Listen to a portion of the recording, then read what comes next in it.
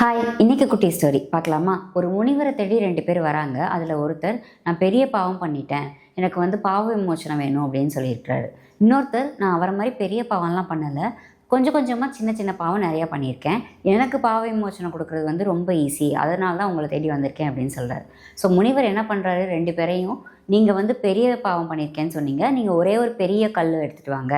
நீங்கள் சின்ன சின்னமாக நிறைய பாவம் பண்ணியிருக்கீங்கன்னு சொன்னீங்கல்ல, நீங்கள் போய் சின்ன சின்னமாக நிறைய கல் எடுத்துகிட்டு வாங்க அப்படின்னு சொல்கிறார். 2 பேரும் அதே மாதிரி பண்ணி எடுத்துகிட்டு வராங்க. அவங்கக்கிட்ட சொல்கிறாரு, நீங்கள் அந்த பெரிய கல்லை எந்த இடத்துல எடுத்தீங்களோ அந்த இடத்துல கொண்டு போய் வச்சிடணும். அதே மாதிரி நீங்கள் சின்ன கல்லை எடுத்தீங்களா, அதெல்லாம் எந்த இடத்துல எடுத்தீங்களோ அதே மாதிரி கொண்டு போய் வச்சிடணும்னு சொல்கிறாரு. இந்த சின்ன சின்னமாக பாவம் பண்ணியிருக்கேன்னு சொன்னார்ல, அவருக்கு ரொம்ப கஷ்டமாக போயிடுச்சு. ஏன்னா அவரால் ஒழுங்கான இடத்துல கொண்டு போய் வைக்கவே முடியல. ஸோ தப்பு பெருசோ சின்னமோ, தப்பு தான். நம்ம எப்போ பண்ணாலும் சரி, எப்படி பண்ணாலும் சரி, அது சின்னமாக இருந்தாலும் சரி, பெருசாக இருந்தாலும் சரி.